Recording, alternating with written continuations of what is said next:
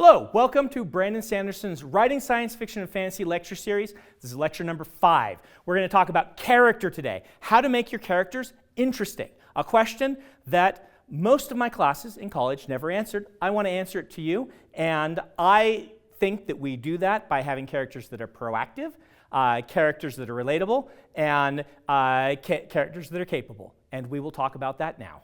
Hey, here we are for the writing lecture for character, Brandon's writing lecture series.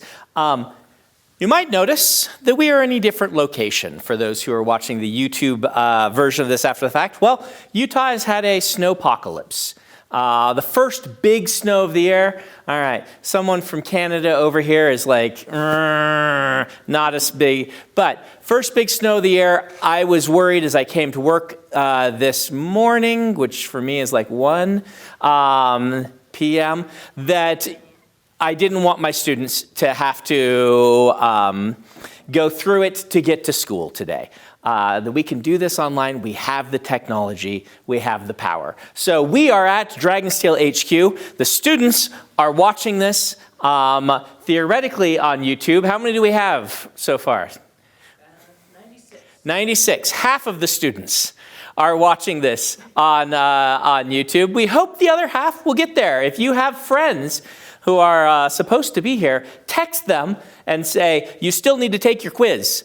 Some of them might have decided this is their skip week because too much snow.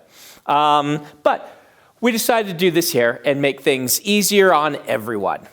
So we are going to talk character. If you missed the news, if you're watching this after the fact, we had some technical difficulties with the guest lecture last week. So we're going to have to let my special extra Q&A fill in for that. But we will figure those out. Hopefully that won't happen again. And we'll figure out what we're going to do, if I'm going to lecture twice on character or what. But today, we're just going to jump in to my first character lecture as if we hadn't had a substitute. And so we are going to talk about what makes a compelling character. And those of you who are watching not after the fact, but live right now, which is the students, please save up some questions. I'll ask you for some questions. Rachel Lynn is here, ready to read your comments, and I will get to your questions and things like that. We have a small peanut gallery of employees who sometimes listen to me wax poetic about these things, and so you might still hear some people in here, and they might throw questions at me as well. So let's start with a story. All right. I decided that I wanted to be really professional and give this a go. As I believe I told you all, like right after I got back from my mission in Korea, I'm like, I'm a sophomore. I used to be a chemistry major. That's not for me. I'm going to jump whole hog into becoming a novelist. And I'm going to start writing, and I'm going to change my major to English, and I'm going to take every writing class they'll let me because I need to learn how to do this. I need to be a writer. So, changing my major to English, not necessarily something you have to do. In fact, some authors recommend that you don't do it because having a great and interesting thing that you're studying, that you're excited about, giving you information and background for telling stories can be really, really a big advantage. In fact, as my first tangent of the night, I would recommend whatever you're passionate about, start thinking about how that could inform a character or an arc or a world-building element or something like that. A lot of the very best books come out of places of passion that you may not think relate to what you're doing. Case in point, Dan Wells and I are driving home from writing group one day many years ago, and he started going off on serial killers and how cool they are, because Dan's a weirdo, and I know some of you are as well, and just like how interesting it is that there's like this 3 things that most serial killers all share. And it's like, I'm not going to mention them here because some of them are horrific, but there's like 3 attributes that as children they all shared. And he was just going off, and I'm like, Dan, you're so interested in this. Why haven't you written about this ever? At the time, he was writing epic fantasy. unpublished. And he's like, I really should. And he sat down and he wrote the first John Cleaver novel, which is the first novel that he sold, and his strongest novel that he'd written in all those years. And you see this happening time and time again. Whatever people are passionate about, whatever hobby they have, whatever their life experience is, can translate. When people say, write what you know, it's an old adage. They aren't necessarily meaning that strictly, write your own life experience. If you could only write what you know, then none of us could write about dragons, right? Though, the idea of taking what you are passionate about and constructing narrative around it, that is really, really handy. And if we're going to be talking about character, giving as you become more and more of a writer, you will notice that there's some quirk that you have, or that a family member of yours has, or an odd passion they have, that you'll have a light bulb where you're like, why have I never used that? I thought I'd plumbed everything. I'm going to use that next time, and then build a character around it. So, regardless, I went to college thinking, all right, they're going to teach me how to write. And I started taking creative writing classes. Rachel Lynn, how often in creative writing classes do they talk about how to create a compelling character?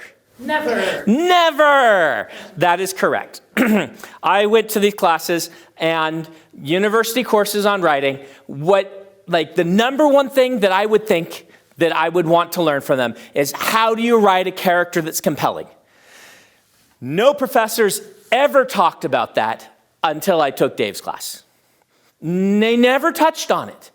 And it's still, to this day, baffling to me that one of the core ideas of what makes people want to read is not even touched on in the majority of courses that you would take at the university. They can do some really good things for you.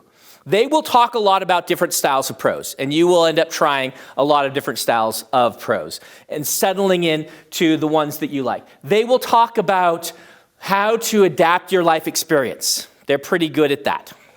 They will give you opportunities for networking and feedback on your work. In fact, most of upper level, so after your 200s, like your 300 level and up courses, are all going to be workshops that are going to focus on feedback and workshopping. And, that can be very handy, teach you to take the feedback. But I thought I would get lectures on how to create a compelling character, and I never got one until my last year when I took Dave's class, and thank goodness I did, because, he talked about those things. So that's what we're going to talk about today.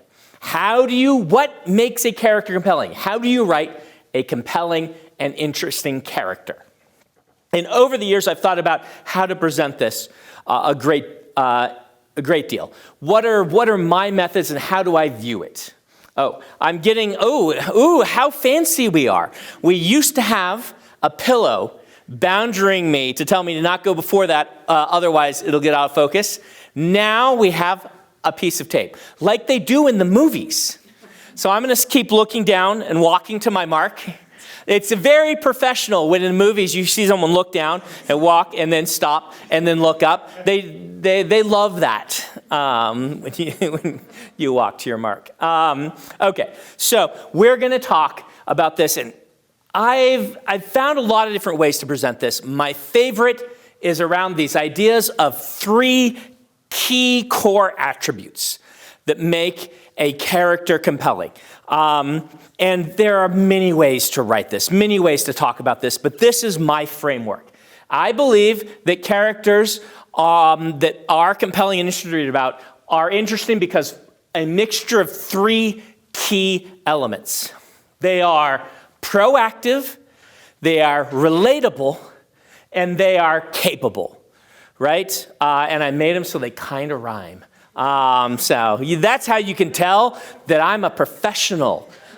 Is when my little lessons, all come together. They have some sort of alliteration. So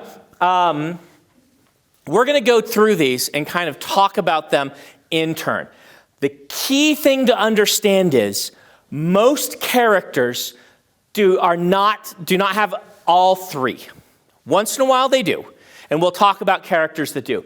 Most of the time, compelling characters As a rule of thumb, the type of rule of thumb that is never followed one-to-one, but you can kind of think of it as, in one of these, they're very high. In one of these, they're moderately low. And in one of these, they are growing and learning. And just your easy rule of thumb is picking where they need to learn, where they are already strong, and where they're going to remain, where they are not very good, and it's going to remain one of the things that just characterizes them over time. So, proactivity. We'll talk about proactivity for a minute, and then we'll go to questions from you guys. This is probably the single thing that makes a character readable in a story. When we go into stories, we want to see progress. I talked about that, right? That's not the only thing we want to see. We want to see a lot of different stuff. And there are great stories that make very slow progress and still work really, really well. Jonathan Strange and Mr. Norrell is not about progress in the same way that the Bourne Identity is about progress, all right? Keep in mind that different stories try to do different things. But in general, I'm going to grab my notes here. One of the main things, in fact, the number one thing you can do to make a character interesting to read about is to make them proactive in such a way that they move the plot forward so that you are able to, you will naturally bond to them because they're making the story happen. You like the story, you want the story to happen. You get frustrated by the characters who are obstacles to the story happening. You get annoyed when someone slows and stalls what you think should be the progress of the story, and you get excited by people who advance it. So, classic hero, proactive hero, is somebody who an external conflict happens to, and they are the person who jumps up and starts solving the problems. And we bond to that proactivity. And it's a kind of a little bit of a hack for starting a story if you instantly want someone to be relatable or to, well, relatability is one of them. You just want someone who's readable. Right at the beginning, the person who starts taking action.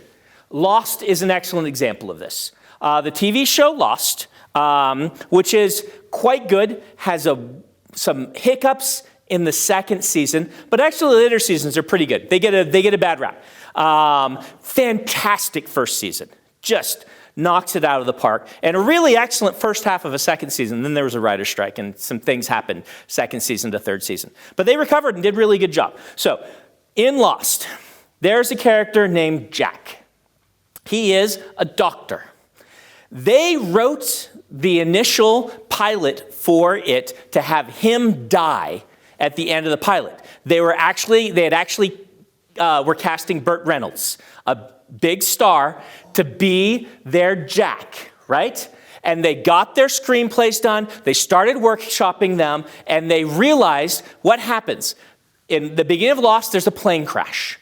People are getting pulled out of the ocean, everything's chaos. One person stands up and takes charge. He is the healer. He gets people healed. He gets people away from the damage. He makes a camp. He is in charge. And they realize nobody cares about anybody else but Jack because he is proactive. He's not super relatable. If you watch the entirety of Lost, Jack is one of the least relatable characters in the entire show, right? He might be the least relatable lead. But he's proactive, and we'll get to capability. He knows what to do. One of Jack's flaws is he doesn't know as well as he thinks he does. He's actually in the middle of this one. He's working on this one, and he's really good at this one. He will solve a problem even if he solves it the wrong way. We bond to that. And they all got together. And you can listen to them talk about this in commentaries. And they're like, we can't kill Jack. We can't cast Burt Reynolds or whoever it was. I think it was Burt Reynolds. Might have been someone else. We can't. Oh, no, it was Tom Selleck, I think. Anyway, they're going to cast somebody big. bigger for the time. This is the early 2000s. I don't know who it was. Somebody big. They're like, we can't cast someone that we have to pay every episode to be in every episode. We need, this is our center, because he is so proactive. Michael Keaton. It was Michael Keaton? Okay, it was Michael Keaton. So even better, right? Yeah, you're paying for Michael Keaton at that point. Big deal, right? And so they recast, and I don't even know if they'd gone to Michael Keaton, right? This was all in kind of the early brainstorming stages, but you sometimes write a role to somebody. They had planned a big star who would then die so they could have, this big star open their story. And they rebuilt the whole thing. It's all because of this one. There is also the problem with Proactivity, what we call the villain problem. In a lot of stories, the villain is proactive and the hero is reactive, or the protagonist.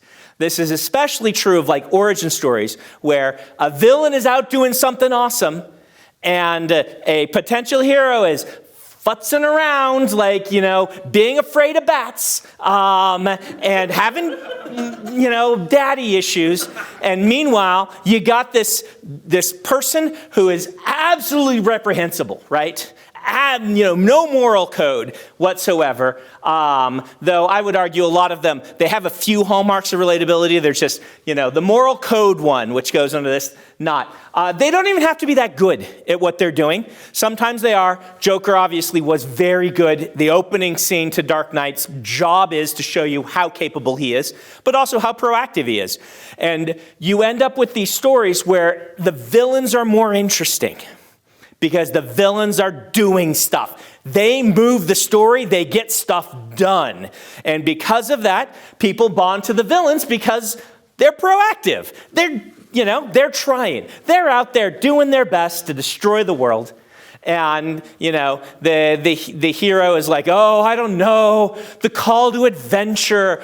But my pillow is so soft, so we bond. So that's what we call the villain problem. So how do you overcome this?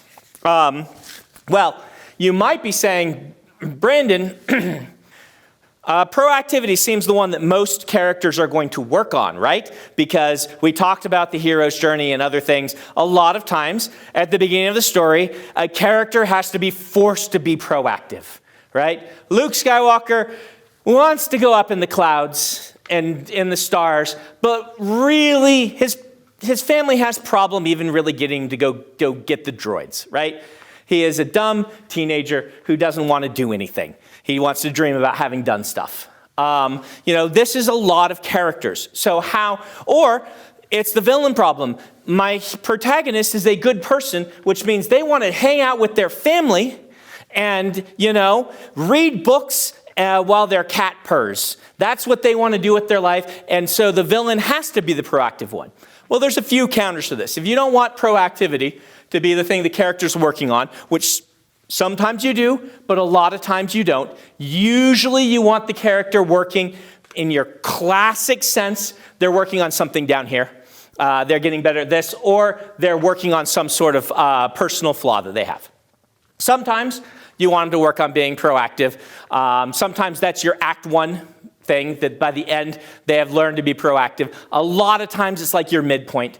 Your character moves from inactive to proactive. But you can do a lot of things to move them up. I imagine these as like 3 sliding scales. We'll put these around Syl here. Thank you, Steve Argyle, who came and played Magic with us and drew a picture of Syl. So if you've got your P and your R, and that's, okay, C. I was going to say if that's a K, then we just spelled out North Korea, right? PRK, People's Republic of North Korea. Isn't that what it is? PRC doesn't spell anything that's going to embarrass me on the internet, does it? Oh, it's China. I was thinking China. It is PRC. It is PRC. PCR. There. That does now watch that spell something even more embarrassing. CPR. CPR, right. Yeah, we like CPR. All right. Yeah, there we are. Yeah. Yeah, no one can choose me. Yeah, CPR. See? CPR. CPR. We like CPR. All right. So I imagine these as sliding scales where a character kind of is at the beginning of the story at one point on all three of these and is at a different point in at least one of them at the end. The real truth is, and we'll get to this later, is there's like, particularly for relatability and for capability, you usually have multiple. And in fact, even for proactivity, right? My wife, if a lesson needs to be taught, she was a teacher. If somebody needs to be trained, she will step up and be proactive and create the lesson plan and get it done.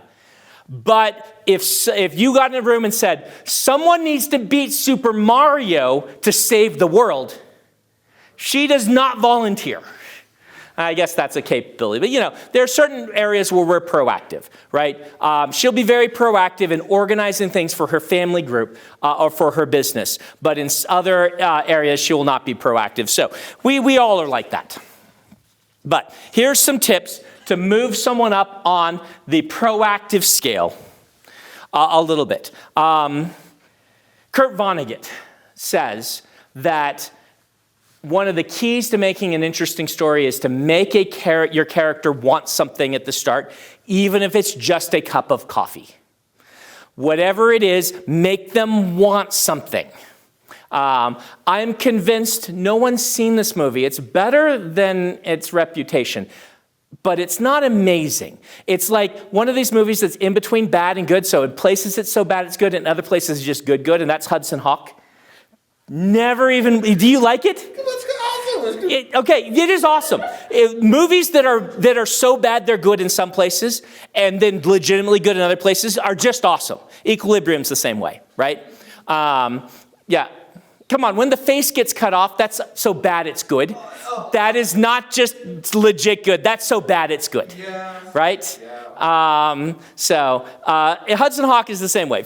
Not enough people. In that, I'm convinced they heard this because Bruce Willis wants a cup of coffee. Yes. And every time he picks one up, he gets shot. Yes, or something disastrous happens. All he wants is a cup of coffee. That whole movie, just let poor Bruce Willis get a cup of coffee. And he doesn't get his cup of coffee until the end. Yep, spoilers. But I've always been convinced that they heard this Kurt Vonnegut quote, and they're like, oh, that's a good idea. That's what he wants, is a cup of coffee. Admit to me, in Hudson Hawk, the woman doing an imitation of a dolphin is so bad it's good. McDowell? Yes, Andy McDowell imitating a dolphin. I mean, it's not easy to make those noises. It's not easy to make those noises. But anyway, awesome movie. I don't know if it's a good movie, but it is awesome. It's in that special category. Make people want something. Normally, it's not a cup of coffee. Normally, this is going to relate in some way to what makes them relatable or to their capability in some way. But normally, it's just like, what are their motivations? We don't talk enough about character motivations, I think, in discussions of narrative. Because the difference between a wooden character and a well-rounded, fleshed-out character in the reader's mind is almost always motivation issues. It's not actually that their dialogue is as stilted as you think it is. It's not always that, when a character is off to a reader, not to a professional, they'll look at these different ways. But when a person reads a character and like, just didn't work for me, I would say 6 times out of 10, it's a motivation problem, meaning you have not accurately indicated what the character wants. And shown us how their actions are born out of the things they want. In fact, most characters should want multiple things. Some of them self-contradictory because we're human beings and that's how we are. And as they want those things, their desires should inform their actions, which we should be able to figure out so that as they change, and their desires change and their actions change, it makes sense to us. A lot of times, if you're like, this character just doesn't feel alive, well, you've established one motivation, and then they're doing something else. Sorry to harp on The Last Jedi, but Finn really wants to go help his friend Rey. this movie wants him to go save horses from a casino. And the movie does not establish enough that we want him to swap to saving horses instead of like they had, and part of this is the problem with movie one. They had good chemistry, either as not necessarily even as romantic, but as friends, great chemistry. We like seeing those two characters on screen together. We make a promise at the beginning he's going to be back and we're going to have some of those more fun times, and the motivations just never work for him, to the point that at the end of the movie he tries to ram his ship into something that we're just like, I no longer understand Finn, but I guess okay, heroic sacrifice. Oh no, you weren't. Anyway, we won't get into The Last Jedi. Oh, that movie. Oh, that movie. Anyway, making your characters proactive, making them want something, explaining their motivations. And remember that in narrative, particularly at the beginning when you're making your promises, small things evoke the larger things, right? A character does not want to save the world at the beginning, but if they love their family and you really establish that, then you will establish that when they make the decision to go out and save the world, that it makes sense. Showing that Mulan has a special relationship with her father, who is wise and seems to get her when no one else does, leads exactly to her going out on a big adventure. She doesn't want a big adventure, but she doesn't want her dad to have to go to war. So you can see little thing, establishing the relationship between mother and father leads to, now I'm going to save the kingdom because, I'm Mulan and I'm good at saving kingdoms apparently, right? Little things evoke the larger. If your character is going to be not very proactive, they're going to resist the call in some ways, that's fine. But if you can show them proactive in their own life in certain ways, Mulan's another good example. She has to feed the chickens. What does she do? She comes up with a cool plan and she feeds the chickens in a cool way. We're like, you are solving problems, Mulan. We want to watch you solve more problems. And lo and behold, through the whole film, she is solving problems with her wits in interesting ways that make us excited to watch. Do things like that with your character, even if they aren't in a position to save the world at the beginning. They don't have to be the Jack that at the beginning, there's a giant plane crash, takes charge and saves everyone. If that's not your character, that's fine. But if you zoom in on one character, helping another person get to shore and, making that decision, particularly if you can show them turning around, seeing someone else in danger, going back and getting them, that's enough proactivity for the beginning of the story to give you a seed and to make you start to build this one. Okay? Let's do questions on proactivity before we get to relatability and capacity. So, do we got anything over here, or do we got anything from Peanut Gallery? I have a couple from the chat. Couple from the chat. And I will try to speak loud so people can hear me. I will repeat the question. Okay. How do you create proactivity in a situation that limits the character's ability to take action? Yeah, how do you create proactivity in a situation where a character's limited to take action? Let's take a classic example. Person is in prison. They are very, very limited. Anyone read Count of Monte Cristo? Is he proactive being in prison? No. He cannot be proactive. So you either start showing some of these other things or you ease into it. Over time, he meets someone. He makes a plan. He realizes that he can get out, right? Someone who is limited, you can at least show they're like, I'm going to try something. A lot of these things will start with a character like, I am locked up. I can't do anything. I'm going to at least try something. They try some situation where they're like, I'm going to get out of my situation by playing sick. Well, the guards are onto that. They're too smart for that. But you tried, right? Your character, if it's external, keeping them from being proactive, you can do all kinds of things. They can think about what are they going to do? What are they going to do when they get out? What are their plans? They can even go so you can be like, I'm in this terrible situation. Can I talk the guards into giving me extra bread? right? You can do all kinds of things from a person in a situation. What's more difficult is when the internal limitations are making it hard for them to be proactive. I've often said that the most difficult character to write, and that might be a hyperbole. There's a whole bunch of things that can be difficult to write. But I've often said the most difficult, or at least one of the most difficult, is somebody whose mental health makes it very difficult for them to be proactive or care about anything. These are difficult stories to write. They just are. I've talked before about Mistborn 3. Spoilers for Mistborn 3, minor spoilers. But I've talked before about, I think even in this class, about Sazed. At some events at the end of Mistborn 2, drive one of the main character protagonists into a deep depression. And I wrote the entire book with him just in this deep depression. And it was written really authentically. I did all my research, and people had so much trouble getting through those chapters. Now, that may be what you want, right? These are all things, if you want to make a character a certain way, here's how you do it. It doesn't mean that that's the only way to write a character.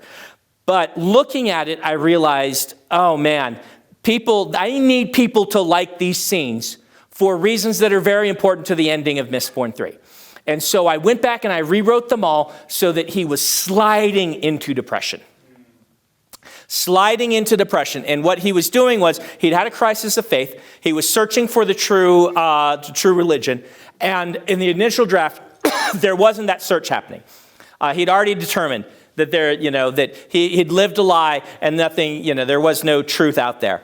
And the story, I rewrote it, so he's like, I'm going point by point for all these religions that I've memorized, and I'm determining if this might possibly be the right one, which gives progress. He is this much way through, and he's sinking further in depression, and you feel him getting worse and worse. Motion is good, even if it's downward motion. Staticness is what is hard to write. And the scenes work way better. They're still sometimes hard to get through, but there's motion, and it's downward motion, and it's soul-crushing, but the motion works. And it was one of the big important revisions. So if you want to do this, there's a couple things. You may just want to admit proactivity is not a thing they can do. Then you focus on these two, right? If you still want to be proactive, find a way that they are forced by something to be proactive or something they can control. Someone who's bedridden because of a physical health problem can still be very proactive in saying, I'm going to keep my family together by being positive when they're around or things like this. And maybe that's bad, maybe it's good, but they can make that plan and execute it. You can have people be proactive in their small sphere of influence. The big dangerous one is that mental health, as realistic as it is just a challenge to write in a book and make it work. So, other question? Well, you answered a few. Mm-hmm. In that. Let's see. Yes. I am curious. When looking at proactivity and a character is, say, Act 1 blocked by the hard challenge, how do you restart proactivity within a character? Okay, they've lost their proactivity because they hit a hard challenge. Character is therefore kind of forced into inactivity because they're second guessing themselves. And how do you restart that? Donald, I think that there are like a dozen ways you could do this, and it would be individual to the story.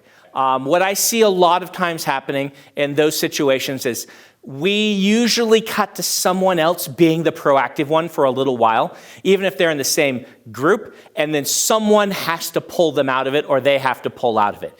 And this works really well when you have a large cast. And you can have one person go, this happened in Oathbringer, right? We have one person go through something just enormously traumatic, and someone else, we jump to their viewpoint and we pull them along through it while they're dealing with it. But there's all sorts of things that can do this. Like a lot of times you'll see this at the end of Act 2, beginning of Act 3. The character's gone through their darkest moment and they've given up. This is a really great time to have the last bit of character growth they need in some way where something they've learned along the way comes back to them and they decide to make one final push. And that happens really well also. That works really well as well. Anything else over here? What about characters who deliberately do the opposite, like see someone drowning and let them drown? Is that still proactive? Yes. So what if they do the opposite? They see someone drowning and they let them drown. That counts as proactive unless they are frozen in fear, right? They can't act. They're not saving them because of a flaw related to their own proactivity.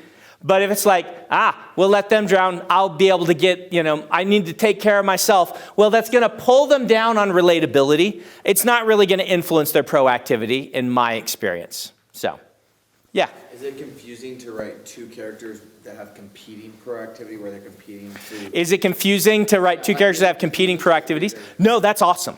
It works really well. In fact, this is why The Fugitive works. The Fugitive is an excellent example of what we call, I just talked about it in the Q&A for last week, what we call a cat and mouse mystery.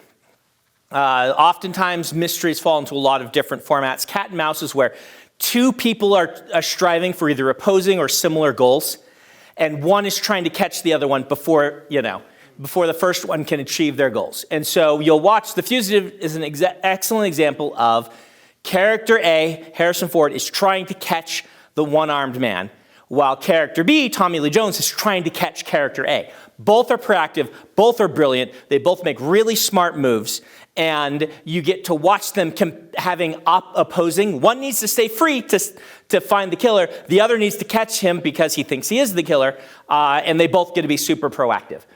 They both get to be super capable, though the scary thing is Tommy Lee Jones is more capable, but we know that Harrison Ford is right. And so the dramatic tension becomes, Tommy Lee Jones is so good at this, can Harrison Ford stay ahead of him long enough to solve the problem? Because Tommy Lee Jones will catch him eventually, because he is more capable. And that's the fun of that story. It puts a time bomb on it, but a kind of a loose time bomb that works. So. We good here? We're going to move on? Yeah, okay. Let me check the time. I can go all the way over to this chair. I don't know if you guys can see the chair, but that's my boundary. Wow, that was 40 minutes? I don't have a clock in here that I can watch. All right, we'll keep moving along. Relatability. This is the most obvious one. When people talk about how do you write a compelling character or things like that, they're often talking about how do you make a character likable. This is pretty important, right? Depending on the story you're telling, you want your character generally to have some aspect of relatability. It helps us get into their shoes and go on this, particularly if it's a sci-fi fantasy story, this fantastical adventure or this thriller where they're being chased. You want to like the character, because if you don't like them, then the stakes tend to go down for them because their death is not something that's going to bother you. So in a life and death situation, it's important to have somebody be relatable. How do we make someone relatable? Well, there's a couple of things that we do. The number one, the reason that the book Save the Cat is called Save the Cat is because showing someone show kindness and use their proactivity or capacity in the betterment or for good morals to help others is instantly, it makes them relatable. We generally, I'm assuming, most people watching this, want to help others and be nice, right? We want to make people's lives better. Seeing somebody who does that and makes use of maybe they aren't the most capable, maybe they aren't the most proactive, but they can help somebody, instantly makes us like them. And the term save the cat means, if you want to show who the protagonist is, you have them save a cat. If you want to show who the villain is, you have them kick a dog. Right? It's just the very simple old adage, which now you'll laugh every time you see a movie where someone saves a cat literally, or where they kick a dog literally, right? What's that? John Wick. Yeah, John Wick. John Wick, kind of the inverse of that. I remember, in my example is Tad Williams. old school. But there's like this book series, Memory, Sorrow, and Thorn, that I loved reading when I was younger. Still very good. Tad Williams is a great author. And in Memory, Sorrow, and Thorn, like at one point, the young kid who's like an 80s fantasy novel, so he's like a peasant of some sort. He's like the guy who takes care of like the fireplace, and he's like, little kid in a castle whose job is to be the servant. He finds there's like puppies, and he finds one that's disabled, and he's like, oh, I'm going to take care of this puppy. And then one of the princes walks by and goes crunch and steps on it. Because he's like, well, that one should be killed. It's not, it's not as strong as the others. And you're like, oh, I know who the bad guy is. And lo and behold, that's the bad guy. And, oh, hey, thank you. I got a little clock set up here for me. So save the cat, kick the dog. Sometimes literally. One of the things that's underappreciated, I think, by writers, because they all know about Save the Cat. You've probably all heard about that. One of the things that will make someone relatable is if you can see them through the eyes of someone else who highlights their good attributes. Seeing this through your own eyes is sometimes will make the character sound a little arrogant. It could be off-putting.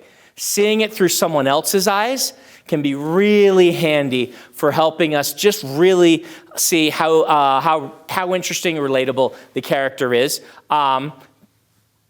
We like people that other people like. It's just a natural instinct in us. It's particularly if you don't go over the top on it. This is why deliberately I did not show, and I think I talked about this in class, I didn't show chapter 1 of Way of Kings from Kaladin's viewpoint. I wanted you to see Kaladin from the eyes of someone who was not Kaladin himself, partially because Kaladin tends to be hard on himself, and beyond that, seeing this kind of just larger-than-life heroic figure through the eyes of someone else, and then time jump, spoiler, like chapter 2, months have passed and Kaladin's now a slave and he's lost all of that. I felt like that was the way to show off, how good a person Kaladin is, and to kind of make that work. So liked by others. But there's other things here. Self-awareness is a big one for us. The character who is not proactive, but understands that their lack of proactivity is a problem and is working on it and acknowledging it, we give them a pass. We're like, oh, you poor person. As long as, again, you're not over the top with this. You got to be careful in these things. But as long as you're not over the top of it, you're like, you know what? They're working on it. They're working on things. The person who's a jerk, but knows it and is working on it and tries to be better, like we fall in love with Mr. Darcy in part because he kind of knows it and he tries mediocrely to do better, right? And then he uses his proactivity and his capability, in this case, enormous wealth, in service of the protagonist at the point in the story where you're supposed to turn on Darcy, meaning turn toward him. Because you realize Darcy, he's a curmudgeon, even though he's not old enough to be one yet, but he's trying. That can go a great distance in relatability for us. Obviously, indicating some just normal, basic things that most people do or like, right? Why does Garfield hate Mondays? He's a cat. Every day is the same to Garfield. Why does he hate Mondays? Because his audience theoretically hates Mondays because they have to leave the weekend and go to work. So Garfield hates Mondays to make him relatable because it's a normal thing that people have. He likes lasagna because we all want to eat good food in large portions and it's not good for us. Like, he's a cat. He shouldn't like lasagna. But Garfield represents, there's just a few key things that make Garfield Garfield, and they're designed to make him relatable. Working with these sorts of things can be relatable. You do have to be aware that some of these things will make them unrelatable to a certain percentage of the audience. For instance, if you have a kid who struggles with math, that is relatable to most people, in my experience. Some people are like, no, I don't struggle. But if you can make the general sort of, I struggle to get my projects done on time, and math is the hardest for me, well, that's relatable, right? We all sometimes wait a little too long to get the things done that we need to do. And then the last one would be morality. A moral compass that aligns with the general moral compass of those reading the book is going to make someone relatable. Particularly if they're, again, self-aware about some of their own flaws or how they might take it too far or things like that. Just, it's like swimming back to get the person, right? Swimming back to get the person makes someone relatable because it shows a basic moral decency. In general, if we're talking about our sliding scales, it's in my back pocket. You will end up having, your villains be very high in proactivity and very low in relatability, and often pretty high in capability. Like that's your classic villain, your classic sort of superhero villain, right? But you can have a lot of villains, like if you move them up just a little bit in relatability, those end up tending to be the strongest villains, right? This is Magneto. Is it relatable that Magneto wants to kill all the humans? Say no. Is it relatable that he is afraid that if he doesn't, because of his history being taken and thrown into a concentration camp, that the things that make him different and the people he loves different be destroyed if he doesn't destroy them first? Kind of relatable, right?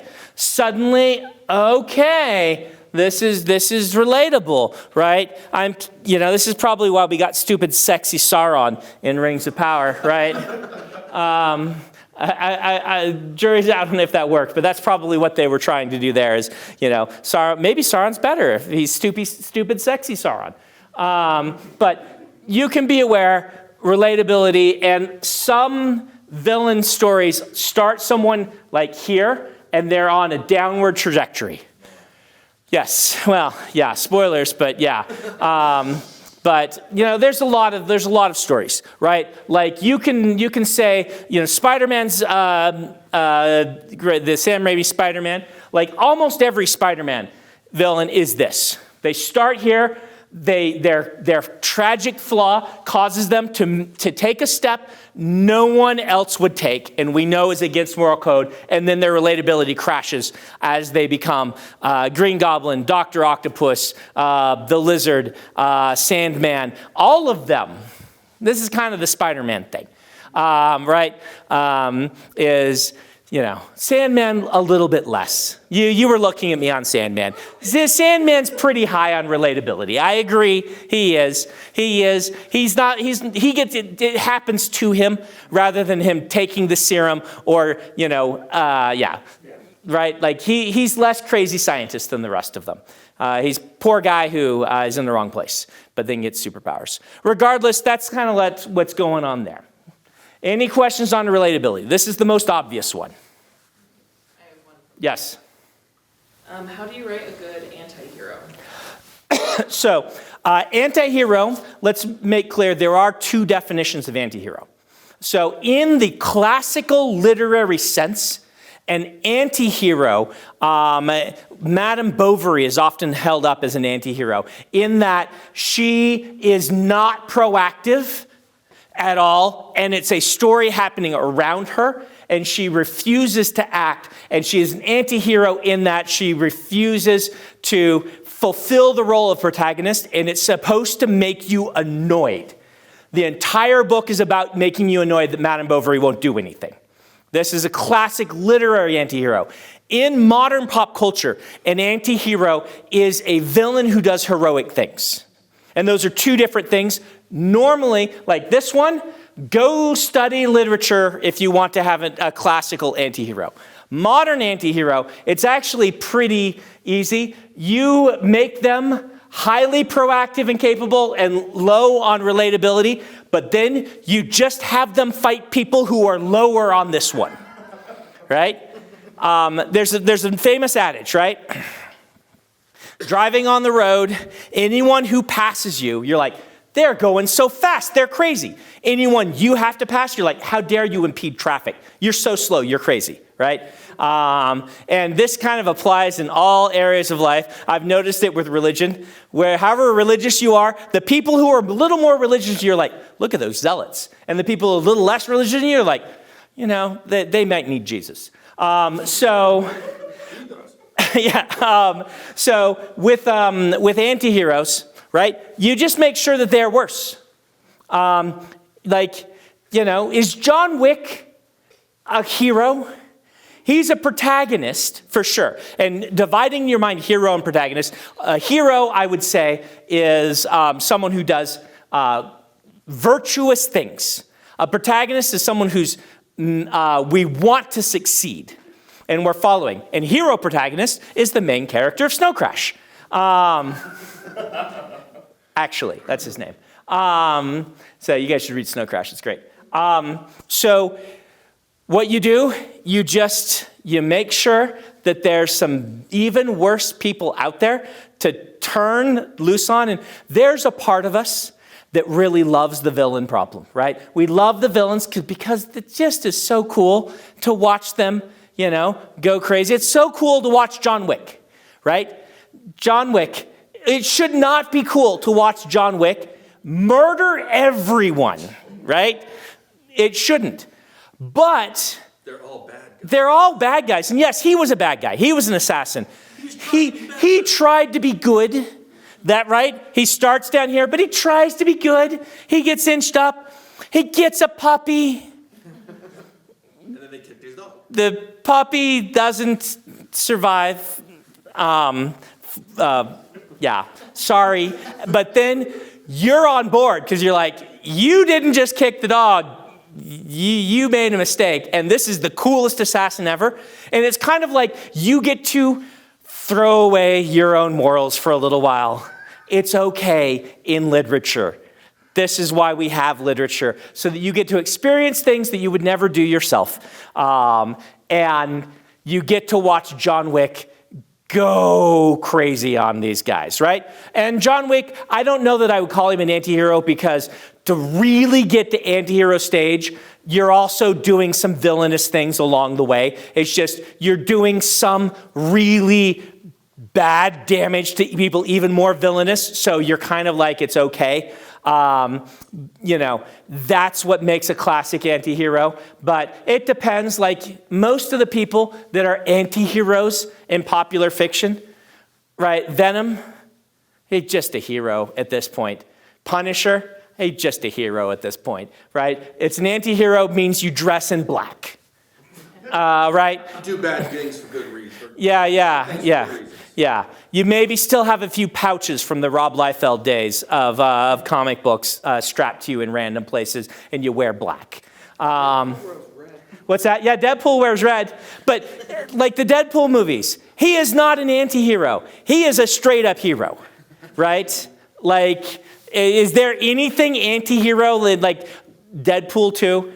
No, he just is, okay, there's a normal person he recruits into his team and who with no superpowers, and that might be a little anti-hero. He also saves that normal but person, telling them to get out. Spoiler, he does save that person. But yeah. So anyway, there you go. Good question. Anti-hero. Just make them slightly more relatable to the people that they are going against, and you'll probably be fine. If you want to be a true anti-hero, you should delve into the moral complexities of some of the terrible things they've done. Grimdark really leans into this, and the best Grimdark stories are, yes, he's the protagonist. Yes, he's an anti-hero in that I want him to succeed, but he really should deal with the fact that he did X, Y, and Z. and it doesn't look like he's really going to. And that leaves you like complicated feelings about these characters. We talked about it, the Q&A also, Paul Atreides, right? Paul Atreides is a protagonist who is very arguably a villain as well. And you don't see it because he's protagging so much and fulfilling the classical hero's journey that by the end, when he's a villain, you're like, oh, maybe I shouldn't have been rooting for the entire galaxy to be thrown into a holy war by, but they asked for it. They killed my dad, who was the only good person around. So deal with it. So, any other questions? Yeah. When it comes to character tropes and relatability, is the goal to build off of the foundation of character tropes so that your characters can be relatable once you have given them the uniqueness? Good question, tropes. And I didn't get into the quirkiness, which is another one in the relatability. You're mostly, you say tropes, used to say archetypes. Tropes are used as archetypes now, and things like that. So letting the reader put someone quickly in a pigeonhole them and then show how they don't quite fit that hole is a really valid way. Paul Atreides is an excellent example, right? He's the young nobleman. You've read this story before. Something terrible happens. We're going to watch him restore right to the universe. And so the fact that he's a villain can sneak up on you. And that is using the tropes against the reader in cool ways. A lot of times you will want to the readers will put your character in a box automatically. And so how you decide to fight against that is up to you. You can completely upend it by, pulling reversals on them, or you can just be expanding that box as they go and showing more facets to them over time. And this is where we get into the quirks. We do like people who don't fit their role. It's a really natural thing. Same reason we're attracted to people who are proactive, and we're attracted to people who have capacity. We are interested in people that don't fit their role for whatever reason, because every one of us don't fit our role for some reason that society has said, because roles are BS, and it's just how human brains have to try to process the overwhelming amount of information we have. So that's where your quirks come in. I am like this, but this. And when you can have your quirks expand someone's role rather than just be something wacky, usually for most stories that's better, right? Your quirk is not, I'll use the example from Rachel's writing. Your quirk is, her character has this sort of need to prove herself, right? She's not the classic apprentice. The classic apprentice learns her lesson in the opening scene. There's usually you've seen this scene 100 times. Apprentice is trying something. They get a little big for their britches. It's Mickey in Fantasia. He tries, he fails. The wizard comes back and is like, "You did wrong, learn your lesson." And Mickey's like, "Okay, I'll learn my lesson." Her character says, "Nope, not gonna learn that lesson. I was right." She's in a box. You expect know how her character is going to play out. And then she breaks out of that box a little bit and shows off her flaw. And we're gonna get to flaws. We'll probably push that off because we only have 15 minutes. Sanderson's second law, we'll talk a whole bunch about flaws. So we'll save it for that lecture. But the idea of that strong characters that really work generally have expertise and flaws in equal measure. And I've decided for this lecture series, I'm going to call them flaws, restrictions, and limitations. So a flaw being, and we'll get to this again in Sanderson's second law, a flaw being something they need to overcome. Highlighting, I have this flaw, this character has this flaw, their arc is going to be about overcoming it. A restriction is some sort of story or self-imposed thing that they could get over, but you don't want them to. The classic being Superman's moral code. Right? Superman has a restriction because he has a moral code. It makes things harder for him. We do not want him to overcome his moral code. Some stories may explore what happens if you do. And then limitations, by my definition, are imposed upon you against your will, and often are physical limitations. And the story is not about fixing it, but overcoming it. If your character, for instance, the example I always use is like, it's the one-armed person who wants to play football, right? The story is not about how they should have two arms. The story is about, you have this unfair limitation. Well, you're going to have to work with it and work around it. And though you treat those three things differently. So showing that someone has a flaw actually makes them relatable. Harping on it too much and having it impede progress too long will pull them down. So that starts a flaw as an advantage in relatability, and over time, it becomes more and more a liability the longer they go without overcoming it. For instance, if Luke Skywalker, after Obi-Wan had said, he says, "You must learn the ways of the Force." And Luke's like, "No, I have to go power converter." And he runs back and his family is dead. And Obi-Wan's like, "We now need to go save the princess." And he's like, "No, I don't want it." The more he does the "no, I don't want to" at that point, the more we're going to dislike him. Early on, loving his family and feeling like he's not good enough is relatable. Continuing will drive us up the wall. I referenced Lost. Maybe I should talk about the Michael problem at this point. So, the Michael problem. In Lost, there's a character named Michael, and he was my least favorite character. He should have been super likable because he had a really cool flaw and a really cool capability. His capability was he loved his son. His flaw is that he'd been a bad dad in the past. And his character arc was, I'm going to learn to be a good dad now. That should have been a slam dunk. Like, compared to Jack, who is like, I am Superman. I will save you all. Do not question. Super unrelatable, super proactive. You've got Michael, who's just like, I want to be a good dad. His son gets kidnapped. This is season 2, I believe. Son gets kidnapped, and his whole character comes about getting his son back. Great, he's got motivation. Everything should be working. The problem is, when things become a character's only attribute and it goes too far, it starts to annoy us. And you would get to these scenes where they'd be like, all right, we need something for lunch. Well, what do you guys want? And like, Kate's like, I want a sandwich. Sawyer's like, give me some whiskey. I'm Sawyer. Michael, what do you want? He's like, I want my son. And they're like, okay, yes, we understand that. What do you want for lunch?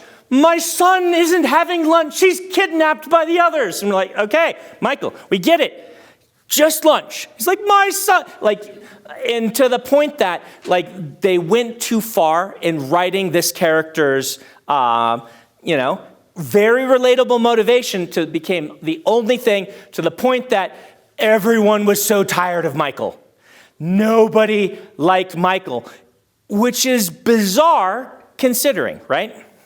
All right, let's talk about capability. Well, we'll do that.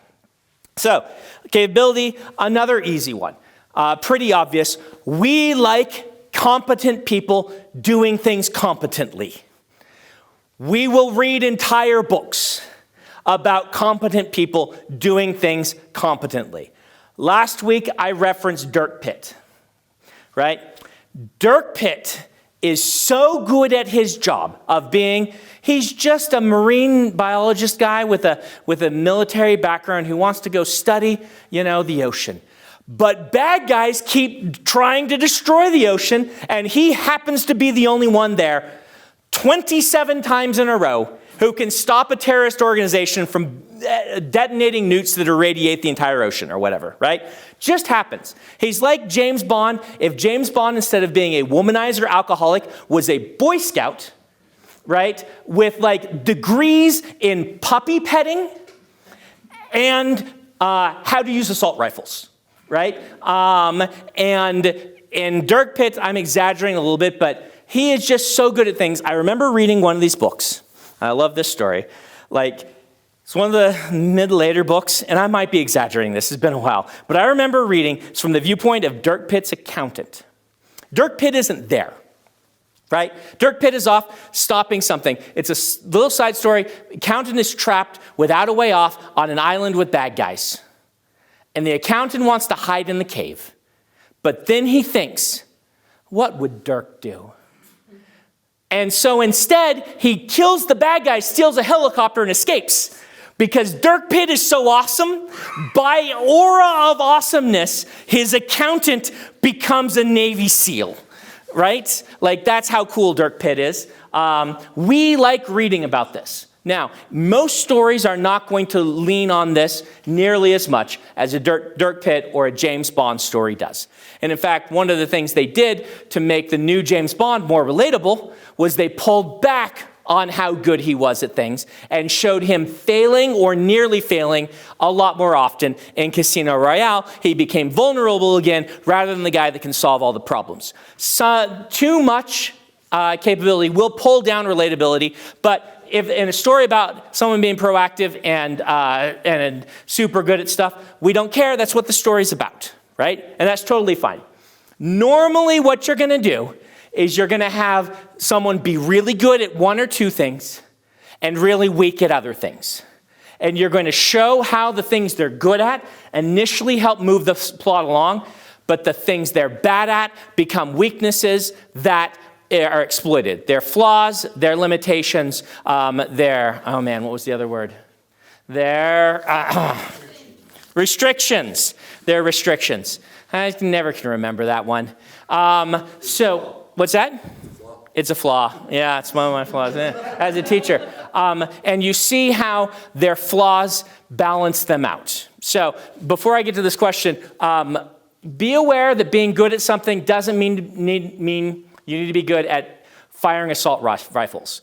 Samwise Gamgee is largely considered people's favorite character in Lord of the Rings. He has one superpower other than making good food. Sam is loyal. Sam is so incredibly loyal that nothing can budge his loyalty to Mr. Frodo, to the point that his superpower is what saves the world. Him being loyal to Frodo and being willing to go on this trek and refusing to leave when Frodo told him to leave leads to him carrying Frodo up the mountain. And if he hadn't done that, everyone's dead, right? Though, fun tangent, the Lord of the Rings memes subreddit is awesome. My favorite one recently is where Aragorn at the end of the third movie is like, looks back at everyone and says, "For Frodo!" and starts running. And then it cuts to a scene of all the normal guards. And they're like, who's Frodo? Because they don't know. And it makes you think, oh yeah, he yells for Frodo. And there's like 3 guys there who even know who Frodo is. Fortunately, they're the guys they're the only other 3 guys they need. By the way, your mama's so fat, when Legolas killed her, Gimli counted it as 2. What was your question? I stole that from the memes. Isn't that good?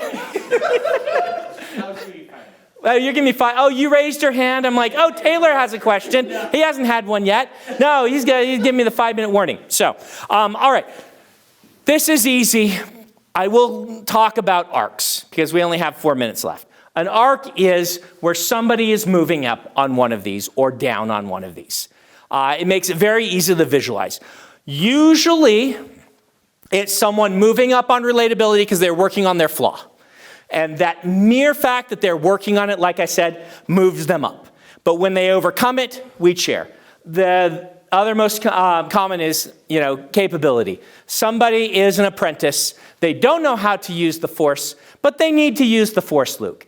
This is a problem. Over time, they learn to use the Force, Luke, and they get to blow up the That's No Moon. And moving up or down on one of these is just a really great way to think about giving a character arc to your character. Now, there are other kinds of arcs, right? There are working on external problems. There's relationship arcs. And all these tie into characters, but purely internal arcs usually relate to moving up or down on one of these 3. Last questions for 3 minutes. Yep, we're good. We'll be in person next week. I'm still not sure if it's going to be Q&A on character or if I'm just going to do another character lecture. We'll talk about it next week in class. Until then, drive safely, all of my students, and I hope the rest of you enjoyed this, and start saving up your questions for the online Q&A. I just recorded the one for Plot, so it should be up by the time you see this. So, thank you much.